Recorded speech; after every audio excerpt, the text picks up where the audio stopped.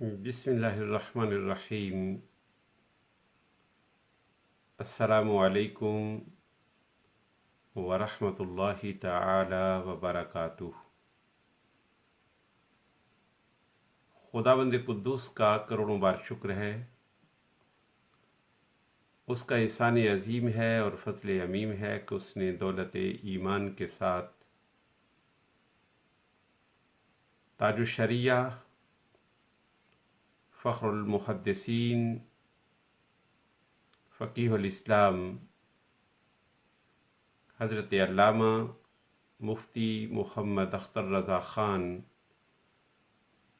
علیہ الرحمہ کے دوسرے سالانہ عرس کی اس تقریب سعید میں ہم سب کو شرکت کی سعادت ہے۔ تاجدار دو جہاں صلی اللہ تعالی علیہ وآلہ وسلم کے فرمان عالی شان کے مطابق جہاں پر صالحین کا ذکر ہوتا ہے وہاں پر اللہ تعالیٰ کی رحمتوں کا نزول ہوتا ہے۔ اس امر میں کوئی دوسری رائے نہیں کہ تاج الشریعہ، فخر المحدثین، فقیہ الاسلام حضرت علامہ مفتی محمد اختر رضا خان الازہری رحمہ اللہ تعالی صالحین میں سے تھے، اور ہم ان کے ذکر پاک کی اس مجلس کے اندر موجود ہیں۔ تاجدار دو جہاں صلی اللہ علیہ وآلہ وسلم کی ذات اقدس کے اس فرمان نور کے مصداق یقیناً اللہ تعالیٰ کی رحمتوں کا نزول ہوگا، اور اللہ تعالیٰ کے رحمتوں کی برسات سے ہمارے کشکول حیات کو حصہ وافر نصیب ہوگا۔ تاج الشریعہ،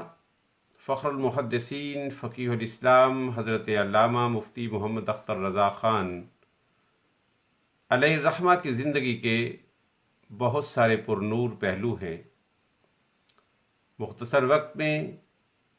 یہ ممکن نہیں ہے کہ ہمہ جہت شخصیت کے بہت سارے گوشوں میں سے کسی ایک گوشے کی میں ہلکی سی جھلک دکھا سکوں، تاہم شرکت کی سعادت اور اس سعادت میں صرف ایک امر اور اس ایک امر کی ایک معمولی سی جھلک آپ کی خدمت اقدس میں رکھنا چاہتا ہوں۔ زندگی اور وقت نے اور توفیق نے فرصت عطا کی، اور پھر اگر مجھے حکم دیا گیا تو حضور تاج الشریعہ کی زندگی کا ایک پہلو جو ان کا علمی پہلو ہے، اس پہلو پر تفصیل کے ساتھ اقساط میں کچھ عرض کرنے کی کوشش کروں گا۔ علم یہ زندگی کا سب سے تابناک پہلو ہے، اور تاجدار دو جہاں صلی اللہ تعالی علیہ وآلہ وسلم نے علم کی اور صاحب علم کی بے پناہ فضیلت بیان کی ہے۔ سامعین و ناظرین، پہلے یہ بات ذہن نشین فرما لیں کہ اسلام کے 3 بنیادی شعبہ جات ہیں۔ پہلے اساسی اور بنیادی شعبہ کا نام ایمان ہے۔ ایمان عقائد، نظریات اور افکار کا نام ہے۔ اسلام کے دوسرے شعبہ کا نام اعمال ہے، اور اسلام کے اس شعبے کو ارکان اسلام سے تعبیر کرتے ہیں، اور ہمارے دین کے تیسرے شعبے کا نام احسان ہے۔ تاجدار دو جہاں صلی اللہ تعالی علیہ وآلہ وسلم نے حدیث جبرائیل میں ہمارے دین کے ان تینوں شعبہ جات کی تفاصیل کو انتہائی جامع انداز میں بیان فرمایا ہے۔ سیدنا عمر فاروق رضی اللہ تعالی عنہ روایت فرماتے ہیں کہ ہم بارگاہ رسالت میں حاضر تھے۔ بڑی ایمان افروز حدیث پاک ہے۔ ایک اعرابی آئے اور انہوں نے بارگاہ رسالت باب میں چند سوالات کیے۔ پہلا سوال تھا کہ مل ایمان یا رسول اللہ، پھر سوال تھا مل اسلام یا رسول اللہ، پھر سوال تھا مل احسان یا رسول اللہ صلی اللہ تعالی علیہ وسلم۔ نبی دو جہاں صلی اللہ علیہ وآلہ وسلم نے ایمان کے حوالے سے بڑے اختصار کے ساتھ تفصیلات سے آگاہ فرما دیا، اسلام کے حوالے سے بڑی تفصیلات کے ساتھ آگاہ فرما دیا، اور احسان کے حوالے سے بھی تفصیلات سے آگاہ فرما دیا۔ ان تفصیلات کو دانائے سبل، ختم الرسل، مولائے کل، تاجدار دو جہاں، سیاح لامقام علیہ تحیت و ثنا نے ایجاز کے روپ میں، اختصار کے روپ میں، مگر جامعیت کبریٰ کے ساتھ بیان فرما دیا تھا۔ علماء ملت اسلامیہ بیان فرماتے ہیں کہ ہمارے دین کی معلومات کی یہ بنیادی حدیث پاک ہے جس میں دانائے سبل، ختم الرسل، مولائے کل، تاجدار دو جہاں، سیاح لامقام علیہ تحیت و ثنا نے بڑے جامع انداز میں، بڑے کمپریہنسو کے انداز میں ہمارے دین کے تمام اطراف و جوانب کو بالتفصیل بیان فرما دیا ہے۔ تو میں نے عرض کیا کہ دین کے بنیادی 3 شعبہ ہیں۔ پہلے شعبے کا نام ایمان ہے، جو عقائد، افکار اور نظریات کا دوسرا نام ہے۔ دوسرے کا نام اسلام ہے، جو ارکان خمسہ، نماز، روزہ، حج، زکوٰۃ اور اس طرح کے معاملات سے معنون ہے۔ اور تیسرا شعبہ شعبہ احسان ہے، جس کے بارے نبی دو جہاں صلی اللہ علیہ وآلہ وسلم نے ارشاد فرمایا کہ احسان یہ ہے کہ تو زندگی اس انداز اور اس اسلوب اور اس منہج پر گزارے جیسے تو اللہ کو دیکھ رہا ہے، اور اگر تجھے یہ مقام، یہ مرتبہ، یہ منزل حاصل نہ ہو تو کم از کم زندگی پھر اس انداز سے گزار کہ تجھے اللہ تعالیٰ دیکھ رہا ہے۔ یہ مرتبہ احسان کے دونوں پہلو ہیں۔ تو ایک ایمان ہوا، دوسرا اسلام ہوا، اور تیسرا احسان ہوا۔ علماء ربانیین بیان فرماتے ہیں کہ اگر دین کو ایک درخت سے یا ایک پودے سے تعبیر کیا جائے تو ایمان کی، یعنی عقائد کی، معتقدات کی، نظریات کی، افکار کی وہی حیثیت ہے جو پودے اور درخت کے لیے جڑ کی حیثیت ہوتی ہے، اور اسلام کی وہ حیثیت ہے جو پودے کے لیے تنوں اور شاخوں کو حیثیت حاصل ہوتی ہے۔ اور احسان کا مرتبہ پھلوں اور پھولوں کا ہے۔ یہ بات بڑی واضح ہے کہ تنے، شاخوں، پتوں، پھلوں اور پھولوں کا انحصار جڑ پر ہوتا ہے، روٹ پر ہوتا ہے۔ یہ ممکن ہی نہیں ہے کہ جڑ سوکھ جائے اور تنا سلامت رہے، شاخیں سلامت رہے، پھول لگتے رہیں اور پھل اگتے رہیں۔ یہ ممکن نہیں ہے، مگر اس کا برعکس ممکن ہے۔ یہ ممکن ہے کہ جڑ سلامت رہے، تنے کے اندر وہ خمار نہ آ سکے، شاخوں پر وہ نکھار نہ آ سکے، پھل کے اندر وہ رنگینی پیدا نہ ہو سکے، اور پھولوں کے اندر وہ جاذبیت پیدا نہ ہو سکے۔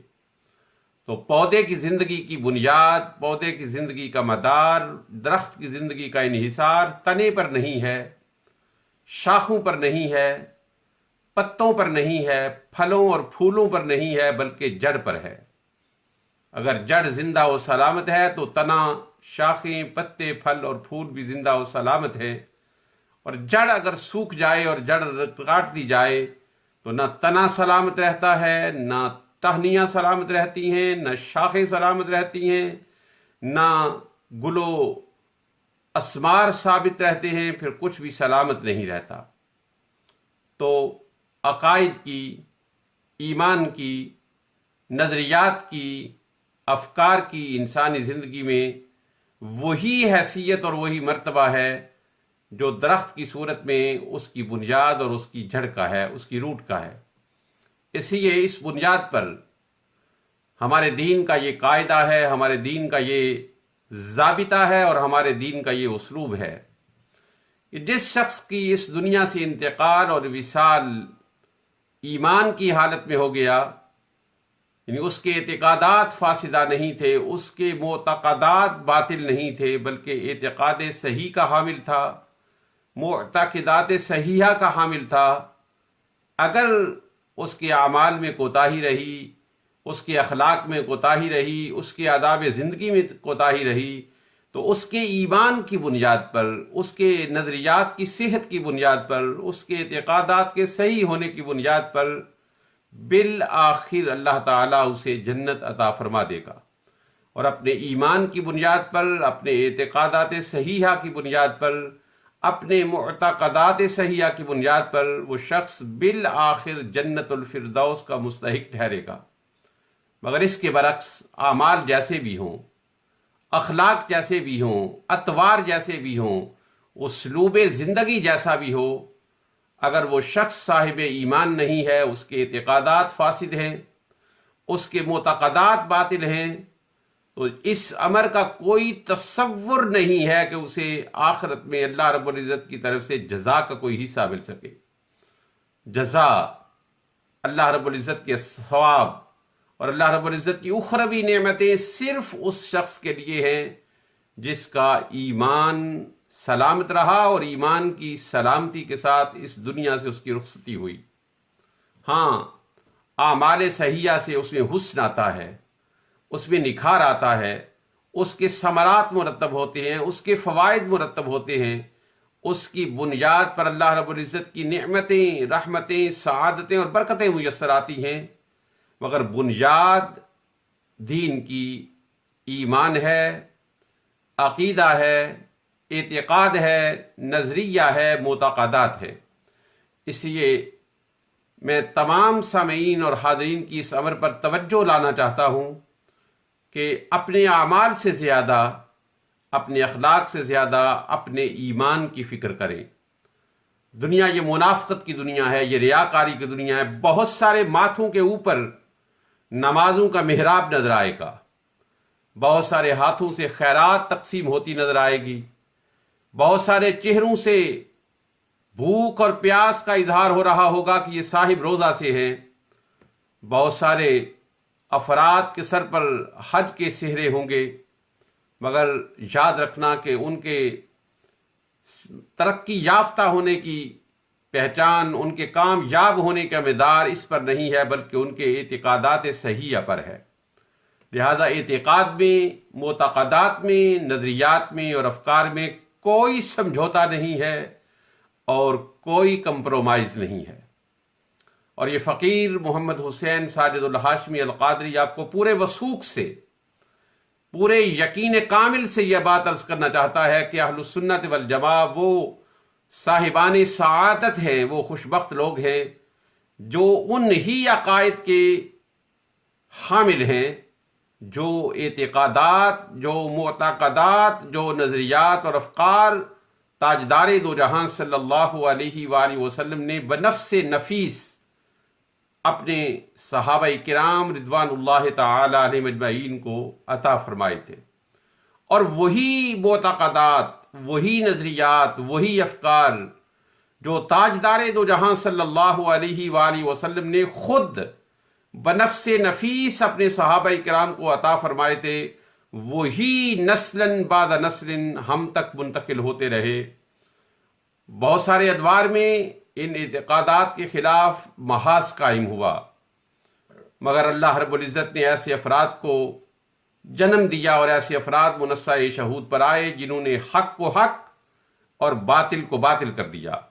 سرزمین ہندوستان میں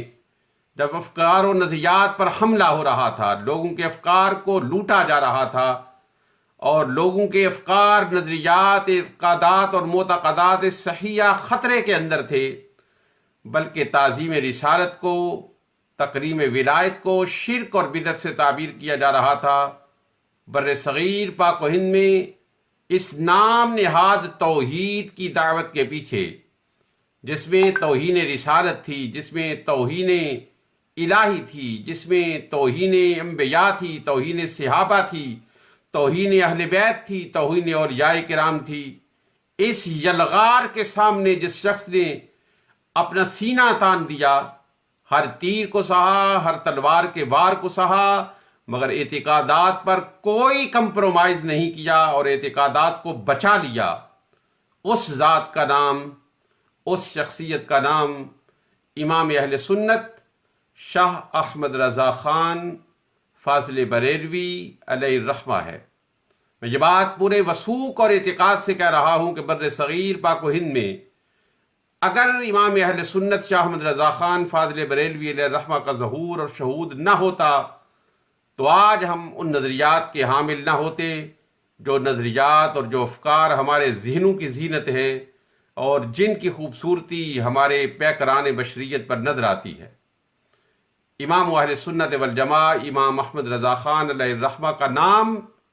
اعتقادات صحیحہ کی پہچان، شناخت اور علامت ہے۔ ہمارے ممدوح جن کا آج عرس منعقد ہو رہا ہے،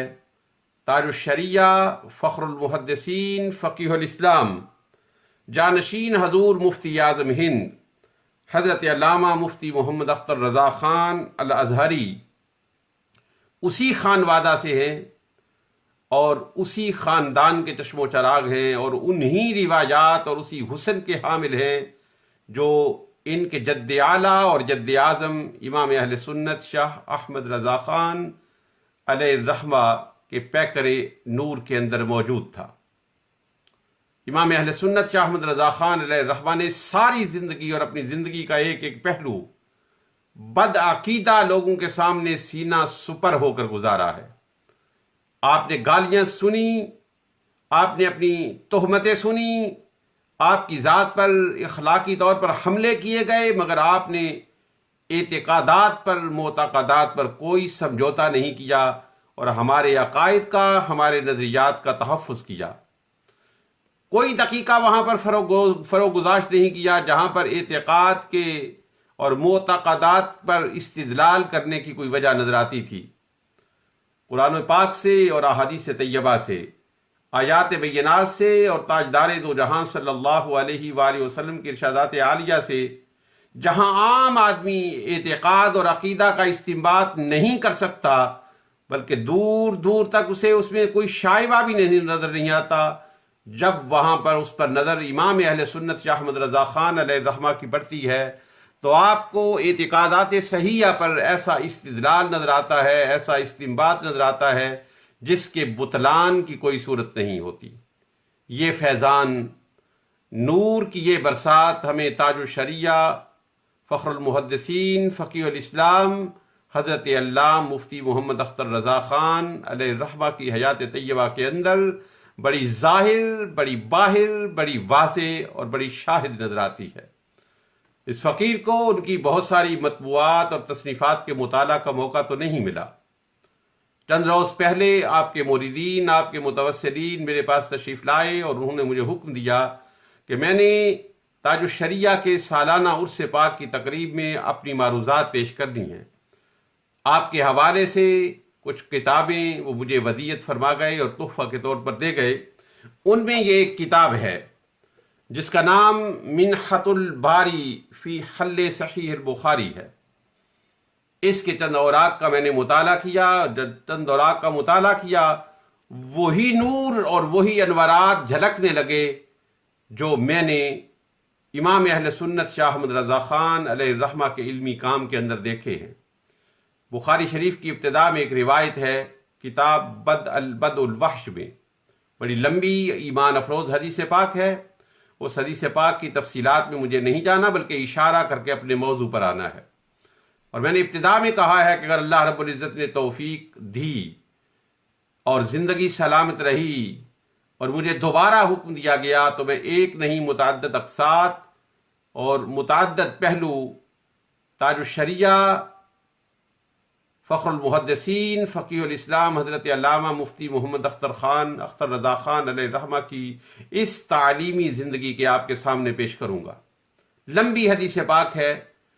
غار حرا میں میرے آقا تشریف فرما ہے کہ جبرائیل امین آتے ہیں اور پہلا پیغام الہی تاجدار دو جہاں صلی اللہ علیہ وآلہ وسلم کے قلب انور پر وارد فرماتے ہیں۔ اللہ رب العزت کی وحی کا انجذاب کوئی معمولی بات نہیں تھی۔ قرآن پاک از خود کہتا ہے کہ اگر قرآن پاک کا نزول پہاڑوں پر ہوتا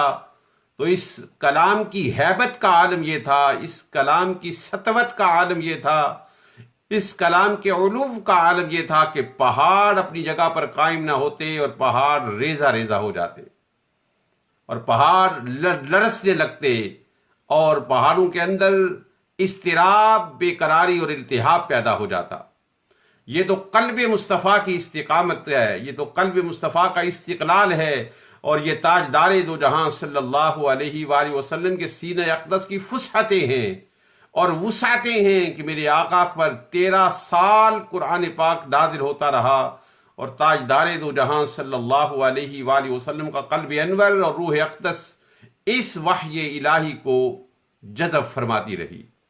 مگر یہ زندگی کا پہلا واقعہ تھا، بشریت اس سے ابھی آپ کی آشنا نہیں تھی کہ جبرائیل امین آئے اور انہوں نے اللہ رب العزت کا پیغام حقیقی نبی دو جہاں صلی اللہ تعالی علیہ وآلہ وسلم کے قلب انور پر اور روح اقدس پر وارد کیا۔ وہ جب تیز روشنی جھپکتی ہے، تیز روشنی نگاہوں کے سامنے آتی ہے تو ہزار کوشش کے باوجود آنکھیں بند ہو جاتی ہیں اور انسان اپنی آنکھوں کو بند کرنے پر مجبور ہو جاتا ہے۔ جبرائیل امین جب پہلی وحی نبی دو جہاں صلی اللہ علیہ وآلہ وسلم پر لے کر اترے تو اس کو میرے آقا نے جذب فرمایا، اس کے انوارات کو، اس کے فیوزات کو، اس کے برکات کو نبی دو جہاں صلی اللہ علیہ وآلہ وسلم نے اپنے سینہ اقدس کے اندر اور اپنے قلب انور کے اندر جذب فرما لیا۔ مگر ایک بشری تقاضا تھا، جست اقدس پر کپ کپی اور لرزہ طاری ہو گیا۔ اسی عالم میں آپ اپنے گھر تشریف لائے۔ سیدہ خدیجہ الکبریٰ رضی اللہ تعالیٰ نے دیکھا کہ نبی دو جہاں صلی اللہ تعالی علیہ وآلہ وسلم کے چہرہ انور پر گھبراہٹ کے آثار ہیں اور بدن مبارک پر کپ کپی طاری ہے، لرزہ طاری ہے، اور اصل میں یہ وہ انجذاب تھا جو نبی دو جہاں صلی اللہ علیہ وآلہ وسلم نے کلام الہی کا کیا تھا۔ سیدہ خدیجہ الکبریٰ رضی اللہ تعالی عنہ گھبرا گئی۔ ان کے چچا زاد بھائی تھے جو تورات، زبور اور انجیل کے بہت بڑے عالم تھے اور جن کا نام ورقہ بن نوفل تھا۔ تاجدار دو جہاں صلی اللہ علیہ وآلہ وسلم کو اپنی تسلی کی خاطر، اپنے اطمینان کی خاطر ان کے پاس لے گئی اور ان کے سامنے جا کر نبی دو جہاں صلی اللہ علیہ وآلہ وسلم سے عرض کی کہ میرے آقا، آپ نے غار حرا کی خلوتوں کے اندر جو دیکھا ہے اس کو آپ بیان فرمائیں۔ تاجدار دو جہاں صلی اللہ علیہ وآلہ وسلم نے جبرائیل کے آنے کو، جبرائیل کی آواز کو، اور پھر اقرا بسم ربک الذی خلق کے نزول کو اور ان 5 آیات کو ورقہ بن نوفل کے سامنے بیان کیا۔ ورقہ بن نوفل نے نبی دو جہاں صلی اللہ علیہ وآلہ وسلم کی ان فرمودات کو سن کر فرمایا کہ یہ اس امت کے آخری نبی ہیں اور یہ جبرائیل جو ان کے پاس آئے ہیں یہ وہی ناموس ہے جس کو اللہ رب العزت حضرت موسیٰ علیہ السلام پر نازل کرتا تھا۔ حاضر ناموس الذی نزل اللہ علی موسیٰ، یہ وہی ناموس ہے جس ناموس کو پروردگار عالم نے حضرت موسیٰ علیہ السلام پر نازل کیا تھا۔ اور ورقہ بن نوفل پھر عرض کرنے لگے، یا لیتنی فیہا جزعا لیتنی اکون حیا اذ یخرجک قومک۔ ورقہ بن نوفل کہنے لگے کہ کاش جب آپ کی قوم آپ کو اپنے وطن سے، اپنے دیش سے نکلنے پر مجبور کر دے، اس وقت میں موجود ہوں اور ایک طاقتور جوان کی شکل میں موجود ہوں تو آپ کے ہر دشمن کے سامنے سیسا پلائی ہوئی دیوار بن جاؤں۔ تاجدار دو جہاں صلی اللہ علیہ وآلہ وسلم نے جب یہ سنا تو میرے آقا صلی اللہ علیہ وآلہ وسلم نے فرمایا، اَوَ مُخْرِجِيَّهُمْ، کیا میری قوم جن نے کبھی میرے کردار میں کوئی جھول نہیں دیکھی، میری سیرت میں کوئی عیب نہیں دیکھا، میرے اخلاق میں کوئی کمی کجی نہیں دیکھی، کیا میری یہ قوم جو مجھے امین اور صاحب امانت سمجھتی ہے اور صاحب صداقت سمجھتی ہے اور ہر شخص مجھے امین اور صادق کے نام سے پکارتا ہے، کیا یہی قوم مجھے میرے اس شہر مکہ سے نکلنے پر مجبور کر دے گی؟ ورقہ بن نوفل نے جواب عرض کیا کہ ہاں،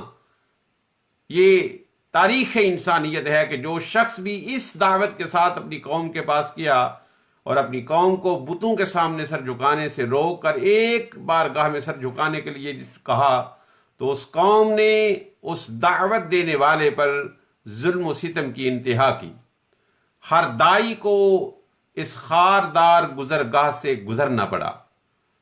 تاجدار دو جہاں صلی اللہ علیہ وآلہ وسلم کو ورز کرنے لگا کہ نعم لم یأتی رجل قط بمثل ما جئت به الا اوذی۔ جو شخص بھی اس دعوت کے ساتھ اس دنیا کے اندر حویدہ اور ظاہر ہوا جو دعوت آپ کی ہے، تو اس کے ساتھ اسی طرح دشمنی کی گئی۔ وَإِن يُدْرِكُنِي يَوْمُكَ أَنْصُرُكَ نَذْرًا مُعَزَّرًا، اور اگر مجھے زندگی نے مہلت دی اور میری طاقت اور میری توفیق نے مجھے مہلت دی اور آپ پر وہ دن آ پہنچے ابتلا اور آزمائش کے، تو میں آپ کی بھرپور نصرت کروں گا اور بھرپور مدد کروں گا۔ ورقہ بن نوفل تو کچھ دنوں کے بعد انتقال کر گئے، اور نبی دو جہاں صلی اللہ علیہ وآلہ وسلم نے پھر ایک دن خواب کے اندر بیان کیا کہ آپ نے ورقہ بن نوفل کو جنت الفردوس میں سبز رنگ کے جوڑے کے اندر ملبوس دیکھا ہے۔ اب اس مقام پر باقی شارحین بھی آئے۔ میں نے بہت ساری شروحات کو تو نہیں دیکھا،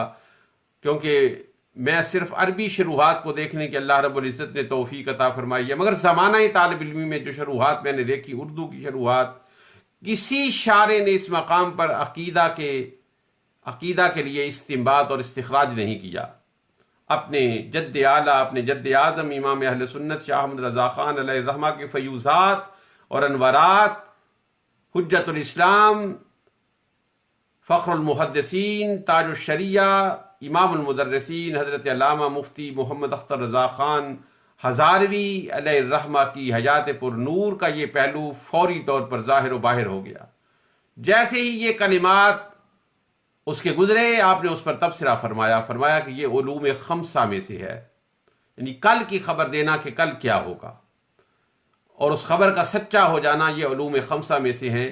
اور علوم خمسہ کی تخصیص معاندین کے ہاں صرف اللہ رب العزت کے لیے ہے۔ وقت زیادہ ہو چکا ہے، مگر تھوڑی سی مجھے تفصیل کی اجازت دیں۔ اس تفصیل کی اجازت کے بغیر آپ مسئلہ سمجھنے سے قاصر رہیں گے، اور میرا ذوق کلام بھی اس سے مخدوش ہو جائے گا۔ تھوڑا سا وقت آپ سے طلب کر رہا ہوں۔ سورہ لقمان کے آخر میں پروردگار عالم نے یہ فرمایا ہے کہ ان اللہ عندہ علم الساعہ، کہ بے شک اللہ کے پاس قیامت کا علم ہے کہ قیامت کب واقع ہوگی۔ وَيُنَزِّلُ الْغَيْثَ، اور اللہ تعالیٰ ہی جانتا ہے کہ بارش کب، کس وقت اور کس جگہ برسے گی۔ وَيَعْلَمُ مَا فِي الْأَرْحَامِ، اور وہی جانتا ہے کہ عورت کے پیٹ کے اندر کیا ہے۔ وَمَا تَدْرِي نَفْسٌ مَاذَا تَكْسِبُ غَدًا، اور کسی شخص کو اس بات کا علم نہیں کہ وہ کل کیا کرے گا۔ وَمَا تَدْرِي نَفْسٌ بِأَيِّ أَرْضٍ تَمُوتُ، اور کوئی شخص یہ نہیں جانتا کہ کس سرزمین پر اس کی موت واقع ہوگی۔ ان اللہ علیم خبیر، بے شک ہر چیز کا علم رکھنے والا اور ہر بات کی خبر رکھنے والا یہ تنہا اللہ تعالیٰ کی ذات اقدس ہے۔ اس آیہ کریمہ میں جو سورہ لقمان کی آیت نمبر 34 ہے، اس میں پروردگار عالم نے 5 چیزوں کے علم کو اپنی ذات کے ساتھ خاص کیا۔ قیامت کب ہوگی، بارش کب، کہاں، کس وقت اور کتنی اترے گی، عورت کے پیٹ کے اندر کیا ہے، انسان کل کیا کرے گا، اور انسان کس سرزمین پر انتقال کرے گا۔ یہاں پر وہ لوگ جن کی نگاہوں میں تکریم رسالت کا انتفاع توحید بنتی ہے، ان کو تعظیم کے، تکریم کے، ادب کے، احترام کے اور محبت کے جتنے تقاضے نظر آتے ہیں، یا ان کو وہ شرک نظر آتے ہیں یا وہ ان کو بدعت نظر آتے ہیں۔ ہمارے دور میں بہت سارے ایسے لوگ ہمارے گرد و پیش میں موجود ہیں جو ان 5 امور کے علم کی نبی دو جہاں صلی اللہ علیہ وآلہ وسلم سے نفی کرتے ہیں، اور ان کا استدلال سورہ لقمان کی یہی آیہ کریمہ ہے کہ پروردگار عالم نے فرمایا کہ قیامت کا علم، بارش کا علم، ما فی الارحام کا علم، کل انسان کیا کرے گا اس کا علم، اور کل کے دن اس کا انجام کیا ہوگا اس کا علم صرف اللہ رب العزت کے ساتھ خاص ہے۔ یہاں پر جب مفتی اعظم ہند کے جانشین فخر المحدثین پہنچے تو یہاں سے اعلیٰ حضرت کی روح انور سے فیضان نصیب ہونے لگا۔ فوراً لکھا کہ ورقہ بن نوفل کے یہ کلمات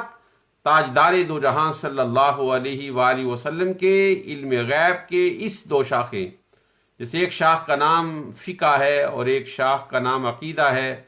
آپ نے یہاں پر بے پناہ خوبصورت استنباط کیا۔ کم از کم میری نظر میں بخاری شریف کی کسی شرح کے اندر جو اردو زبان میں ہو یہ استنباط اور یہ استخراج نظر نہیں آتا۔ آپ نے یہاں پر کلام فرماتے ہوئے، یعنی مفتی اعظم ہند کے جانشین نے حضرت مفتی محمد اختر رضا خان علیہ الرحمہ نے یہاں پر تشریح کرتے ہوئے یہ فرمایا کہ اس سے نبی دو جہاں صلی اللہ علیہ وآلہ وسلم کے علوم خمسہ کی تائید ملتی ہے اور تصدیق ملتی ہے۔ اور اس کی تفصیل یہ ہے کہ جب ورقہ بن نوفل نے یہ کہا کہ کل یوں ہوگا، اس قیدی کو یہ کہا کہ وہ وقت آنے والا ہے کہ تو اپنے عہدے پر بحال ہو جائے گا اور تو اپنے بادشاہ کو شراب پلاتا رہے گا۔ دوسرے قیدی کو آپ نے کہا کہ وہ وقت آنے والا ہے